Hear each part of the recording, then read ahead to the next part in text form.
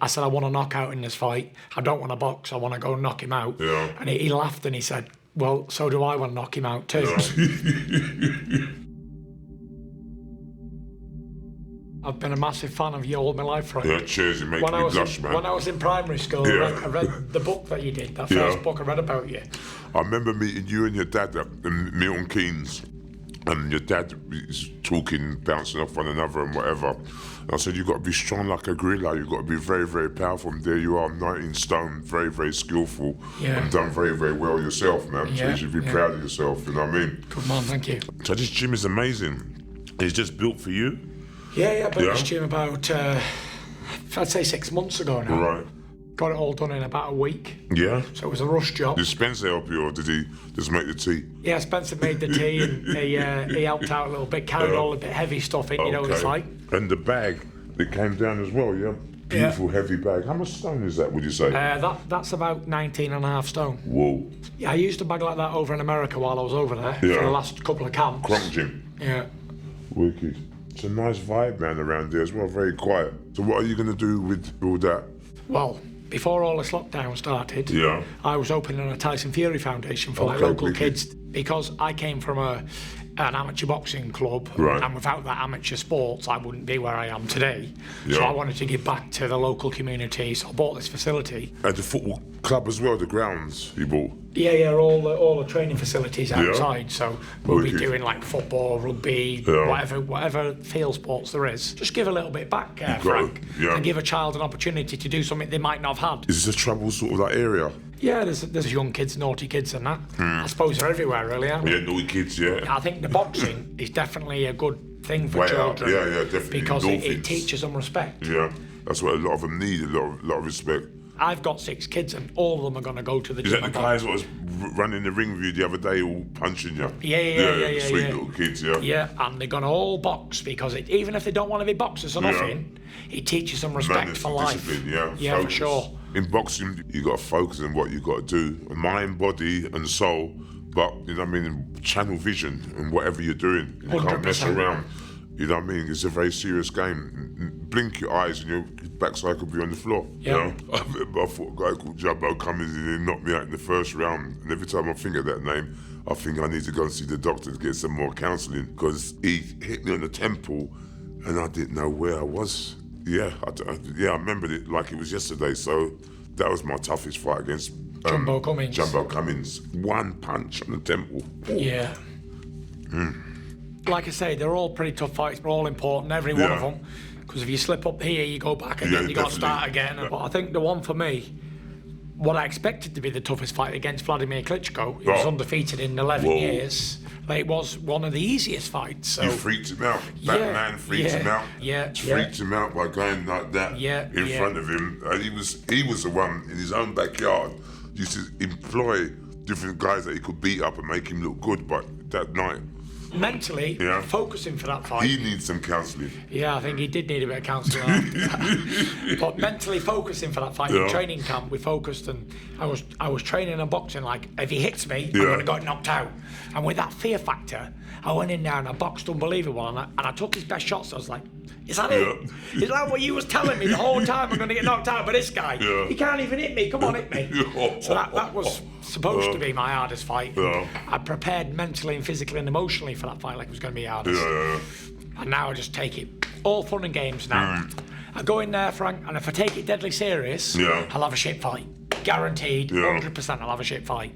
If I go in there with the attitude like, this is my job, I get paid a lot of money to do this, I'm happy to be here, let's have some fun, then I always perform good. You dropped it different when you went in with Wilder. It was different to the first fight, The first fight I was boxing, slick moving and dancing around and all that. And in round 12, I realised what I had to do in the second fight to beat him. I phoned up Sugar Hill Emmanuel's nephew and said, look, I want a aggressive style training, and I said I want a knockout in this fight. I don't want to box, I want to go and knock him out. And he laughed and he said, well, so do I want to knock him out too. Yeah.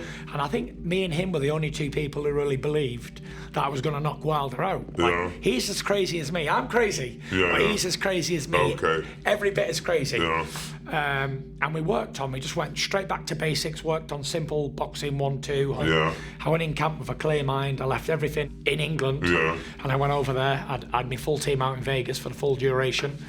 And it was a great camp. I was injury free, which is the most important thing. Do you wear a head guard when you spar now? Because I remember. For that camp I Yeah, did, but right. before I never did. Yeah. Sugar Hill insisted I wore a head Yeah. guard for cuts or whatever. Yeah, It was yeah. a really hard camp because I wasn't allowed to do what I was good at, moving Yeah. around and slipping. Right. I had to sort of go forward all the time. So just laid on him and then he just broke him up. Yeah, wicked fight. Did he get a cut over his eye on the right? Yeah, he got Yeah, caught. yeah. He got smashed to pieces really in that second fight. It does take different styles to make different fights, and Yeah, you've always been behind me, Frank, in all No, the big I fights. always will be right You behind always you, man. said You're that a I'd good do man. it. I think the best technical advice is to be super fit, super confident. Yeah, I think that's brilliant advice. If you're fit Yeah, and you're confident Yeah. and you've got a clear mind yeah, and you focus on your training and you focus on your boxing, yeah. anything else in the world doesn't matter when you're in Yeah, training camp for a definitely. fight. And it's But nice not a to- lot of people can have that attitude. Yeah. Because stuff at home brings into the training Yeah, life. definitely, yeah. And it messes around with them. When I got a big fight coming up, I go into training camp. Yeah. No kids, no wife. Right. Just totally training. Right. I switch my phone off. Yeah. I've got no phone calls. Yeah. I don't want to know what's going on back at home. Yeah. Because when I go in training camp, I'm in a only- different yeah. mood. I don't want to see anybody. I don't want to know about anything other than boxing. Yeah. But like you said, when you're in camp for a fight, and you're focusing, and you're getting phoned up and told about general rubbish things at The home. light bulb's gone or whatever. You don't need all that. You just Yeah, need a yeah. clear mind. Yeah. As you know, I suffer badly with depression and anxiety and all that. So you bipolar as well, so yeah? you know what mood swings Yeah, like. You yeah, can yeah. be very high one minute Yeah. and very low the next, and Right. up and down all day. To get up again is very, very hard when you've been low. Yeah, and But if I people won't understand it, but I understand every word you're saying. and if I as take regards. that into training camp, well, I'm in for a tough time. Yeah. But for that last fight, usually my wife Paris, she comes to the training camps to see me, Yeah. to the house, maybe have a dinner together, eat Yeah. a bit of training camp food on the fight week. But for this one, of all the fights, I just said, look, don't bring her to the house, not interested. Yeah. Keep her away, Yeah. stay away. And she was like, she didn't understand it because she'd been to every one of me fight camps, Yeah. all the fights. Yeah. For this one, I really did push the boat out even more. I wouldn't even have her around because I think when you're around a woman, your wife or your partner, whoever it is, you sort of drop your guard from being a fighter Definitely, to being a yeah. husband or a partner, Yeah. whoever you are. And there's some negativity in your head. Yeah, and You're you gonna go be wrong foot. from being that animal back to a husband, a father, a son, whatever you are. Yeah. So yeah, I refrained from seeing them all, and I was just in fight mode. Difficult that people understand what fight mode is. Fight mode is when you go into the ring and someone's to kill you. Normal people won't understand what we're Yeah. saying here. This is Yeah, like foreign definitely. language. Yeah. But when you understand what it takes and what goes into a training camp and how Yeah. much you have to sacrifice. I've had a few training camps all over the world. Yeah. I've had them in Vegas. I've even trained in Big Bear, California. Seriously, is Up that in high the mountains, altitude? high altitude. Yeah. 7,500 feet above God. sea level. Yeah. That was difficult up there. Yeah. I couldn't breathe. But I had to experience it for myself, and a lot of fighters were there and they was all saying they were struggling to breathe. And Yeah. I suppose if I was a one-pace fighter, Yeah, then it'd be good. You can But mix it up. with me being going up and down the gears all the time, it Yeah. wasn't really good for me. So I came back down and I trained in Hollywood at Freddie Roach's gym. But the training camp's important because there's no distraction from the training camp. When you're a boxer, you've got a sport and you've got a business to run, so you've got to put that aside and focus. sure. I had a training camp in Springs, the health farm, Champley's, what their own. I'll go there for 3 months, and it's a nice feeling when you go, shut away from all the stress, feel good within yourself. I've had bipolar since I was about 8. I was a youngster running the streets, doing all different, running around with a different crowd. And I was lucky, I got sent to a ball stool, and that ironed out all the creases in me, and then I started boxing. I've got no rhythm, but I had a lot of determination to get where I wanted to go. It happened a little bit later on in my life, but I eventually got it. I had 3 attempts at it. I lost to Bone Crusher Smith, I lost to Lennox Lewis, I lost to Mike Tyson, Tim Witherspoon. That was the last saloon. last chance, and I was desperate. I didn't want the belt to pace it around. I just wanted to get my name on there as winning the world championship, and I did. And how did you feel after such a long time of trying to get a world just championship? to lay in bed and bath and some, ice on your face and just sunk it all in. It always will be in my soul. Every time I talk about the fight, that's butterflies, because the confetti come down. It was a great night, very brilliant. And did you think at home, like, I'm world champion, world heavyweight champion now? Yeah, I held it down, but I actually achieved my dream. People say you can't do this, you can't do that, and I eventually done what I had to do, and I'm part of history, 100%. I think this fight with me and AJ, I think it's the biggest fight since you and Lennox fought I all think them it'd years be ago. more bigger than that. What year was that? I don't even know what year we're 1990 now. was it? I think it was 1990 off the top of my head. Right, A long time ago. Yeah. I'm really looking forward to a challenge. This might sound strange, but I've been a professional now 13 years. Yeah. And I've been travelling the world to find somebody who can beat me, basically. Yeah. And I haven't found them yet in 32 fights, so... Yeah. I don't think Joshua should go nowhere near you because you're teaching him a lesson, boxing lesson. For me, I think the mental health problems are bigger than all of it, because it doesn't care who you are. It doesn't matter if you're a king or a kid or anything. It doesn't care. Got in the bank, whatever. I've been unwell all my life. Yeah. Like, I didn't know what it was, like you said, but I remember having anxious feelings of being left behind. I didn't know why I was feeling Pins this and way needles. as a little kid, Yeah. and all the way growing up as a young teenager, young adult. Yeah. But I actually didn't get any diagnosis or anything until I got to 29 years old. And I just thought it was like a normal thing, like everyone had these ups and downs, and I feel like this because, and some days I feel like, I don't want to live anymore, but I thought that's normal, but clearly it's not. And when I was 29, I finally went and saw a doctor about it, and they said I had bipolar disorder, depression and anxiety problems. Did you give you tablets for it? At the beginning they gave me tablets, and then I kept going back and kept seeing this person and whatever. Yeah. I believe you can never get over mental health, never. Yeah. But you can learn to maintain it. I sort of found my own way through mental health, because what I do, Frank, is I use the training as a medicine. Yeah. If I don't train for 2 or 3 days, Get miserable, real Snappy. big time. Thank God I'm able to train all the time now. Yeah. Like I say, I come in here, I work out in the morning, I come in the evening and work out again, Yeah. and then I go to sleep, and I just do one day at a time. That's how I live my life. I don't plan weeks, months and years in advance. Yeah. I just do today, get through today, then wake up tomorrow, hopefully, and do the same again. Yeah, And as long as I can keep releasing that serotonin in the brain, it makes me feel good. Yeah. I don't know what's going to happen if I somehow get injured where I can't train or whatever. Right. I fear those days. I really am scared of what might be around the corner, because I know no matter what I've got, how much money I've got, what achievements I've ever done, it can all be taken away from me by mental health problems. Yeah. Very hard thing to really put into words, but you summed it up very well. Despite how tough you are, whoever you are, what you're doing, it can happen to anybody. No? Life. How did it affect your family life? It affected my family life in a big way, because I weren't the same. When I finished from boxing, that's when George Francis, my trainer, said, that's when the fight starts. You know what I mean? When you finish from training, you're not coming down the gym and you're not keeping up to your routine.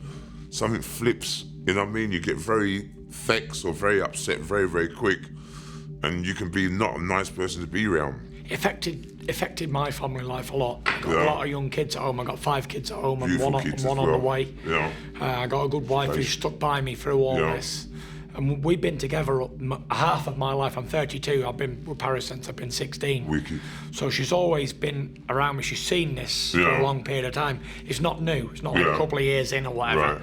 This is 16 years later. Yeah. But she almost knows when I'm not well, and she'll say to me, "You're going down again, are you? Come back to us in the living." Yeah. And it sort of snaps me out of it. But there was a time where I didn't understand what I was going through before I had all the diagnosis, so I'd just be going out drinking, taking drugs, staying out for days on end. People won't understand this, but I didn't care about my family when I was at my lowest. Sometimes you can't have You don't care about nothing. I just didn't want to live anymore. And if I would have killed myself, which I was about to do at one stage, then how would my kids have surviving Part of without a history, man. father and all that sort of stuff. And part of history. I'm so happy that I got mentally well again, and I went to strong seek enough. medical advice. Yeah. The only regret I've ever got in my life, and I'm not a man for regretting things I've done or whatever's happened, even the highs and lows in my life. Right. I don't regret any of it, but it's all a part of experience. But the one thing I do regret is not going to see a doctor 10 years before I did. Yeah. He made me understand what I was going through. Yeah. Then the better I could have started to recover. Yeah. And if I'd have done that 10 years ago, I wouldn't have had to go through that mental breakdown, the same thing meltdown years later. I'm in the same bracket as you. If I would have gone a little bit more earlier, but a man's got so much pride and so much ignorance in him, you know what I mean, that you don't want to go and see nobody. You think that you know it all. And it's all a lack of education. I never went to school for it. I went to school until I was 10 years old, and then I was working and boxing. Yeah. My family, they're not educated people, they're just normal working people. Yeah. They didn't know what it was. Like, people who I knew were laughing at me and saying, look at this idiot, he's had the world and chucked it all away, and they didn't understand, so I wouldn't talk about it with them people. Yeah. And everyone was like, oh, he's an attention seeker, don't go around him and just stay away from him because he'll bring you down. He's on a sinking ship, abandon him. Whoa. So that's what I was living with, and I looked in the mirror one day and I thought, you know what, I got to change. I've got to change. And I remember Halloween night 2017, I went out and I was going to go out and have a mad drinking session, and probably a big drug bender or whatever I was going to do. And I came to my senses for like 10 seconds, and I was drinking this beer and I thought, what am I doing here? I've got to go home, I've got to change my life. And I started training every day, and I thought, what made me good in the beginning, I'm going to go back to that. I'm going to go back to training every day and eating clean. Training is a endorphin thing, and looking after yourself is the most important thing you could do. Just want to just keep clean and keep healthy. Properly and healthy and live a life, you know what I mean? But it brings out the fire in you a little bit, you know what I mean, having bipolar. And I'm trying to understand it, and I still can't understand it. It can take you from your high horse to nothing. Right, yeah. It's weakening, it's draining, you know? But I tell you what else it does ground you, makes you grounded, it makes you appreciate smaller things like sanity. Yeah. It makes you appreciate being alive and just being able to think and not hear things in your mind, or not wanting to die every second. I sleep with the baseball bat. Sometimes I used to sleep with my music on, but now I just keep it quiet and meditate before I go to bed. But I remember when I used to live in Essex, you know, and I got sectioned the first time, and I done me 28 days, and I went down the shop for something, and when I look in, people going like that, boom, boom, here comes the nutter. You were one of the first big stars in the country ever to really open up about it, Frank, weren't you? I didn't have no choice. And then I was going through similar stuff myself, and I thought, you know what, I'm going to come out with it, and it's going to be, mine was well documented right the way through it. Yeah, I was watching you, man. I remember one time you put on the wig, I just sit on the wall. Yeah, I just didn't want to be bothered. Yeah, I didn't want people to talk to me. I just wanted to be left alone.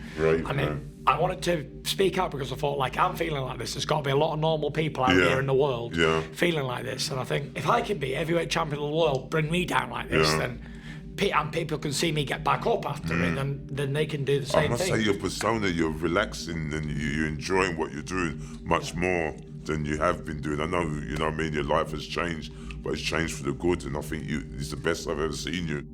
I feel like now a lot more people are coming out with the mental health stuff, and it's smashing the stigma for mental health, but the more people talk about it, the more it will overcome all that. Yeah, definitely. You've got to have someone you can talk to. Years ago, you couldn't talk to nobody because they'd be taking the piss out of you as soon as you go out the room and say, here comes a nutter and whatever. Been through it. We've got the T-shirt. While I'm boxing, I'm beyond, is I'm going to try and invent something to cure mental health problems. Yeah, please, I need to, man. That'd be an amazing thing, wouldn't it? Oh, my God. Frank, I just want to say thanks for coming up, and I've enjoyed your company as always. It's a pleasure meeting you, and sorry if I talk too much, but I had a lot to catch up on. No problem. Thanks for coming. Please say hello to your dad again soon. Please, definitely, Mike. Tyson, boy, I'll call you Harry next.